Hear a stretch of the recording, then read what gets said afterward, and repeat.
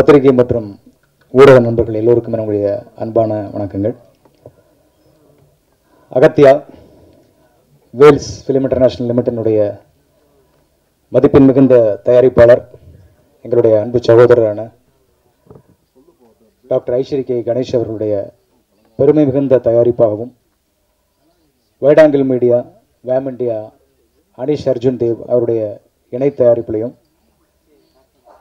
ஒரு முழு திரைப்படமாக உருவாகி இன்னைக்கு அதனுடைய பத்திரிகையாளர் சந்திப்பில் உங்கள் எல்லாரையும் சந்திக்கிறதுல ரொம்ப ரொம்ப மகிழ்ச்சி. இது ரொம்ப ஒரு மகிழ்ச்சியான, அதே சமயத்தில் ஒரு நெகிழ்ச்சியான நேரமும் கூட என்னை பொறுத்த வரைக்கும். ஏன்னா இந்த திரைப்படம் கதையாக உருவாக ஆரம்பித்த அந்த காலகட்டத்திலிருந்து ஒரு பெரிய தேடல் இருந்துகிட்டே இருந்துச்சு. முதல்ல இந்த கதையை எப்படி ஜனரஞ்சகமாக சொல்லணும். அப்படி ஜனரஞ்சகமாக சொல்லணும்னா இதுக்கு ஒரு பெரிய டெக்னிக்கலான, ஒரு தொழில்நுட்ப ரீதியான ஒரு பெரிய சப்போர்ட், ஒரு ஆதரவு தேவைப்பட்டுச்சு.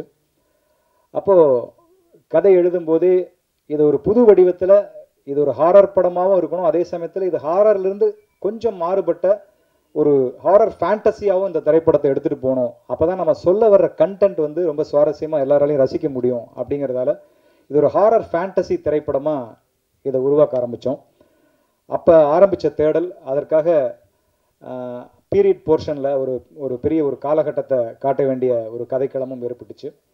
ஸோ அந்த கதைக்களத்துக்காக ஏற்பட்ட தேடல், இதெல்லாம் முடித்து ஸ்கிரிப்டாக எழுதினதுக்கப்புறம் இதை தயாரிப்பதற்கு ஒரு மிகப்பெரிய பொருட்செலவு தேவைப்பட்டது. ஒரு பெரிய தயாரிப்பு நிறுவனம் ரொம்ப மனமுவந்து பிஸ்னஸ் எல்லாம் தாண்டி அதை எடை போடாமல் இந்த திரைப்படத்தை கண்டென்ட்டுக்காக செய்ய முன்வந்தால் மட்டும்தான் இந்த திரைப்படம் வெள்ளித்திரைக்கு வரும். அப்படிங்கிற ஒரு சூழ்நிலையில் நிறைய பேர் நாங்கள் அப்ரோச் பண்ணோம். அப்போ இருந்து என் கூட தீபக் என்னோட கூடவே இருக்கார், கேமராமேன், இந்த படத்தோட டிஓபி. ஸோ 2 பேரும் சேர்ந்து நிறைய தேடல்கள். அந்த சமயத்தில் தான் எனக்கு ஜீவா சாருடைய அறிமுகம் கிடைச்சது. ஸோ அவரோட நான் நிறைய படங்கள், பாடல் எழுதுகிற படங்களாகட்டும், அல்லது அவருடைய களத்தில் சந்திப்போம்ல ஒரு சின்ன ஒரு ரோல் பண்ணேன், ஒரு கெஸ்ட் அப்பியரன்ஸு. அப்படி ஆரம்பித்த ஒரு நட்பு பயணத்தில் ஒரு நாள் அந்த நாட் சொன்னேன், இந்த மாதிரி ஒரு கதை இருக்குது சார் அப்படின்னு சொல்லி. அவர் சொன்னார், சார் ஹாரர் நான் பண்ணிட்டேனே சார் அப்படின்னு. இல்லை சார், இது ஹாரர் படம் கிடையாது, ஹாரருங்கிறது நம்ம ஒரு லேபிளாக வச்சுருக்கோம், இதை தாண்டி இதுக்குள்ளே ஒரு கண்டென்ட் இருக்குது சார், இதை கண்டென்ட்டை நம்ம மக்கள்கிட்ட கொண்டு போய் சேர்க்கணும், இதுக்கு நம்ம ஃபேண்டசி ஹாரராக இதை ட்ரீட் பண்ணணும், ஒரு அட்வென்ச்சர் ஹாரராக வேணால் இதை நம்ம எடுத்துகிட்டு போகலாம். அப்படிங்கும்போது அந்த அட்வென்ச்சர் ஹாரர் அப்படிங்கிற விஷயம் ஜீவா சாருக்கு ரொம்ப பிடிச்சிருந்தது. சரி சார், நான் இதை ட்ரை பண்ணுறேன் அப்படின்னு சொன்னார். கண்டிப்பாக எங்கள் அப்பா இந்த படத்தை ப்ரொடியூஸ் பண்ண மாட்டார் அப்படிங்கிறத அப்பவே சொல்லிட்டார். ஏன்னா அது பெரிய பிரம்மாண்டமான விலை, அதிகமான ஒரு பட்ஜெட்டாக இருக்குது அப்படி. ஸோ அப்போ எப்படி பண்ணலாம் அப்படிங்கும்போது அவருக்கு அந்த இடத்துல ஒரு ஏதுவான ஒரு இந்த படத்தை எடுக்கக்கூடிய மனநிலையில் இருப்பார்கள் அப்படின்னு அவர் நம்பி அழைச்சிட்டு போன இடம் தான் வேல்ஸ் ஃபிலிம். அதில் ஐஸ்வரி கணேசன் சார் அவருடைய இல்லத்தில் சந்தித்த நாள் இன்னும் ஞாபகத்தில் இருக்குது. ஸோ கதை அவர்கிட்ட சொன்னோம், ஒரு கதை ரொம்ப பிடிச்சிருந்து, உடனே எல்லாமே ஆர்கனைஸ் பண்ணார். நாங்கள் கேட்டது, நாங்கள் கேட்க தயங்கினது, நாங்கள் இதெல்லாம் கேட்கலாமான்னு யோசித்தது அப்படின்னு எதையுமே விட்டு வைக்காமல் அவ்வளவு பேரையும், ராஷி கண்ணா ஒரு பேன் இண்டியன் ஹீரோயின் இன்னைக்கு, ஸோ அவங்கள இந்த படத்துக்கு ஹீரோயினாக கொண்டு வரலாம் அப்படிங்கிற முடிவு எடுத்தார். அதே மாதிரி இன்னொரு முக்கியமான அழுத்தமான கதாபாத்திரம் அர்ஜுன் சார் பண்ணால் நல்லாயிருக்கும் சார் அப்படிங்கும்போது அர்ஜுன் சாரை பேசி அவர் இந்த படத்துக்குள்ளே கொண்டு வந்தாங்க. அதே மாதிரி சில ஃபாரின் ஆர்டிஸ்ட் நடித்தா அந்த கலர் அப்படியே மெயின்டைன் ஆகும், அப்படியே பிரதிபலிக்கும். அப்படிங்கும்போது அந்த ஃபாரின்லேருந்து அந்த ஆர்டிஸ்ட்டுகளெல்லாம், ஒரு மட்டில்டான்ற ஒரு ஹீரோயின் வந்தாங்க, அப்புறம் எட்வர்ட் அப்படிங்கிற ஒரு முக்கியமான ஒரு RRR படத்தில் நடித்தவர், அவர் உள்ளே வந்தார். அப்புறம் யோகி பாபு சார், ஒரு comedy portion Yogi Babu sir, VTV, Kingsley, Radharavi sir அப்படின்னு சொல்லி ஒரு பெரிய நட்சத்திரங்கள் அணிவகுப்பே இந்த படத்தில் எங்களுக்காக அவர் நடத்தி கொடுத்தாரு. அதே மாதிரி இந்த படத்தை ஒவ்வொரு நாளும் எடுத்துகிட்டு போகும்போதும் அதுக்கு லைவ்லேயும் சரி பீரியட்லேயும் சரி நிறைய செட் ஒர்க் தேவைப்பட்டுச்சு. ஸோ அப்போ அரங்க வடிவமைப்புக்கு பெரிய பெரிய பொருட்செலவாச்சு, அதையும் பண்ணி கொடுத்தாரு. ஸோ எல்லாமே இங்கே இது நான் ஒரு மேடைக்காக மட்டும் சொல்லலை, அவர்கிட்ட படம் பண்ணின, கணேஷாட்ட படம் பண்ண எல்லா டைரக்டர்ஸுமே உண்மையாக சொல்லக்கூடிய விஷயம் என்னென்னா, நம்ம ஒரு மயில் தொகை கேட்டால் ஒரு மயிலை கொண்டு வந்து நிறுத்துவார். அதுதான் அவருடைய ஒரு பெரிய பண்பு. அவர் அந்த சினிமா மேலே வச்சிருக்கிற அந்த பேஷன், அந்த நேசம், அந்த காதல், இதெல்லாம் பார்த்து அவரை நான் ரொம்ப வியந்திருக்கேன். இதை பாராட்டி எனக்கு அடுத்த படம் கொடுப்பாரு அப்படிங்கிறதுக்காகலாம் நான் பாராட்டி பேசுகிறதே இல்லை.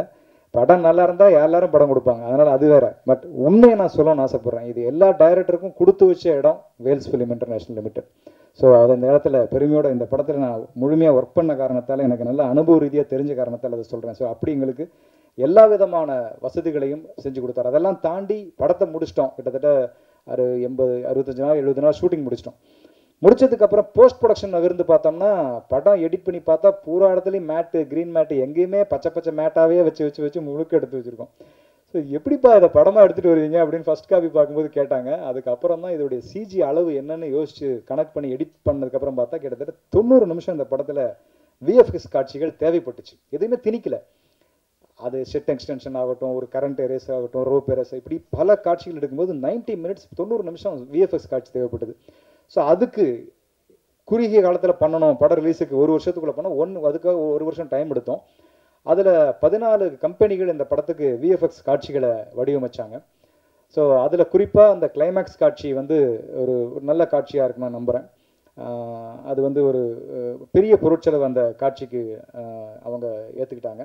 ஒரு முக்கியமான டாக்டர் ஸ்ட்ரேஞ்சர் போன்ற படங்களெல்லாம் பண்ண ஒரு வெளிநாட்டு கம்பெனி ஒருத்தவங்க தான் அந்த இறுதி காட்சியில் ஒரு அனிமேட்டட் ஒரு சண்டை காட்சி அவங்க பண்ணி கொடுத்தாங்க. ஸோ அது வந்து ஒரு நல்ல விஷயமா அந்த படத்தில் இருக்கும். ஸோ இப்படி வந்து இந்த படத்தில் நாங்கள் கேட்ட அனைத்தையும் செய்து கொடுத்து என்னுடைய குருநாதர் பாக்யராஜ் சார் சொல்லுவார், நான் அவர்கிட்ட வந்து அசிஸ்டண்டாக உதவியாளராக இருக்கும்போது சென்னைக்கு வந்த புதுசில் ஒரு டைரக்டர் வந்து ஒரு ஸ்கிரிப்டை எழுதிட்டு படம் முடிச்சு எழுதுனதை எடுத்துட்டோங்கிற திருப்தி அந்த டைரக்டருக்கு வந்துச்சுனாலே அந்த படம் வந்து ஒரு நல்ல படமாக உருவாகும் அப்படின்னு சொல்லி அவர் சொல்லுவார். ஸோ அப்படி இந்த படத்தை எடுத்து முடிச்சுட்டு காப்பியாக பார்க்கும்போது அந்த ஒரு மன நிறைவு ஏற்பட்டுச்சு. அந்த மன நிறைவுக்கு காரணம் நிறைவான ஒரு தயாரிப்பாளர் எங்களுக்கு அமைஞ்சது தான் அப்படிங்கிறது மிக நிதர்சனமான உண்மை. ஸோ அவருக்கு நட்சத்திர எண்ணிக்கையில் நன்றிகள் சொன்னால் கூட இந்த இடத்துல போதாது.